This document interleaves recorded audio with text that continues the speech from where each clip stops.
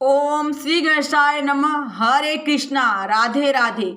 मैं कुसुम सिंह छत्राणी आप सभी का अपने चैनल शिव शक्ति में हार्दिक स्वागत करती हूँ।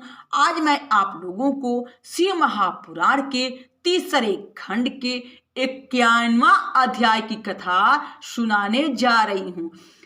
काम संजीवन।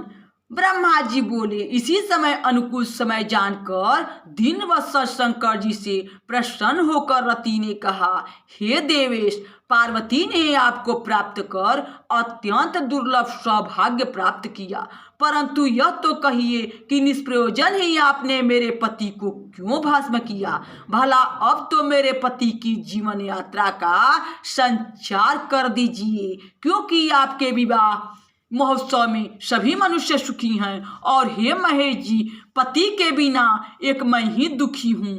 हे शंकर, हे शंभो, हे महेशान, मुझ पर प्रसन्न हो, मुझे स्तनात कीजिए, क्योंकि आप पहले वचन दे चुके हैं, इसलिए अब उसे सत्य कीजिए।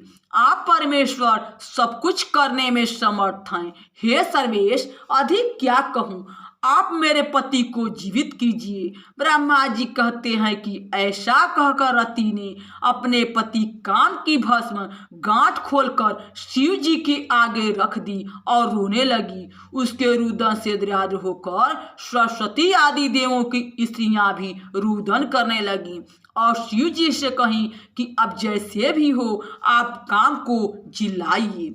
यह सुनकर करुणा सागर शिव जी प्रसन्न हो शीघ्र ही उस भस्म पर दृष्टिपात करने लगे। उनकी अमृत रूपी दृष्टि से कामदेव अपने पूर्व रूप से तत्क्षण वहां आविर्भूत हो गया। रति अपने पति को जीवित हुआ देख कृतार्थ हो गई। उसने हाथ जोड़ देवादिदेव शंकर जी को बार बार प्रणाम किया और स्तुति की। रति सहित काम की स्तुति सुनकर शिव जी प्रसन्न हो उसे वर देने को उद्यत हुए। कामदेव ने कहा, यदि आप प्रसन्न हैं तो मेरे सब अपराधों को क्षमा कर मेरे लिए आनंद कर होइए। शंकर जी ने ओम कहकर हंसते हुए कहा, हे काम, अब भय छोड़कर विष्णु के समीप जाकर उनके बाहर स्थित रहो। काम ने बाहर स्थिति की। देवताओं ने शुभाशीर्वाद दिया। शिव जी की कृपा से सबने काम का बड़ा सम्मान किया। जय जय का सुंदर शब्द हुआ। पश्चात शिव जी ने अपने वास स्थान में जाकर पार्वती को अपनी बाईं तरफ बैठाकर उन्हें मिष्ठान भोजन कराया और पार्वती ने भी प्रसन्न होकर वैसा ही किया। फिर लोकाचार की दृष्टि से मैना और हिमालय से पूछकर शिव जी जनवासे को चले गए। उनके चलते समय अनेकों उत्सव और वेद ध्वनि हुई तथा सभी प्रकार के बाजे बजे। अपने स्थान में आकर शिव जी ने सब मुनियों को प्रणाम किया, पूर्णतः लोकाचार दिखाया। मांगलिक शब्दों और विघ्न नाशक वेद ध्वनि से आकाश गूंज उठा।